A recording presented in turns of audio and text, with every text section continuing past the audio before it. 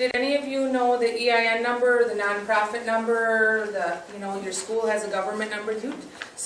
I can say, when people go, yeah, we're not for profit, I'm like, show me your 501c3 slip, or whatever that is the IRS gave you, because how long did it take you to apply and get that? Well, it was a 28-page application with 43 pages of instructions. It was insane. Right. Most people have attorneys draw it up, which is a lot of money. I think you should teach how to write a 501c3 through SCE. No, You can get a lot of work. no, that was, Steve Menard helped us finally, but it was really a struggle. So it's very hard. And you are eligible because of the organization you're in, which is a... Oh, you guys got your 501c already? Who wrote and got that?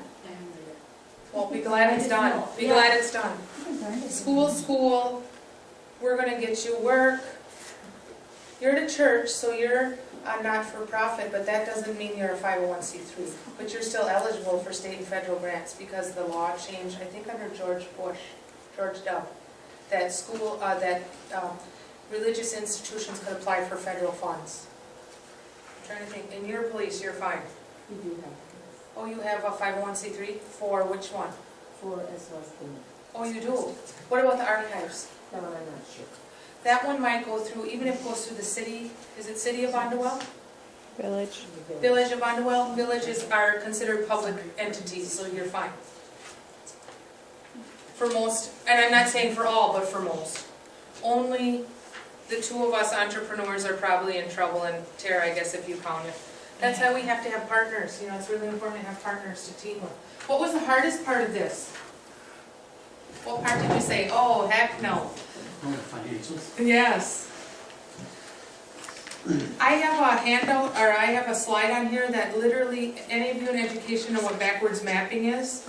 You say what you want to do, and then you map backwards of the steps that you have to get there. Well, I kind of call this backwards mapping for grant writing.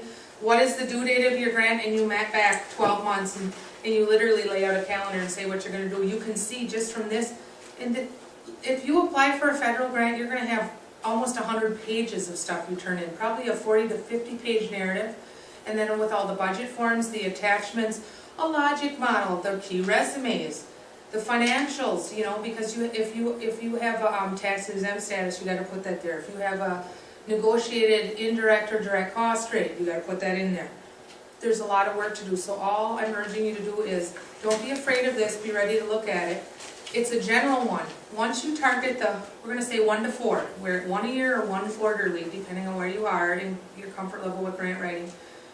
Make sure you download that application and know it inside and out. Start out small, know that application inside and out, and you're going to hear me say over and over tonight, I wish every application was the same. It's not, but there are a lot of things that are very similar. But you won't know exactly what you need until you know exactly which grant you're applying for.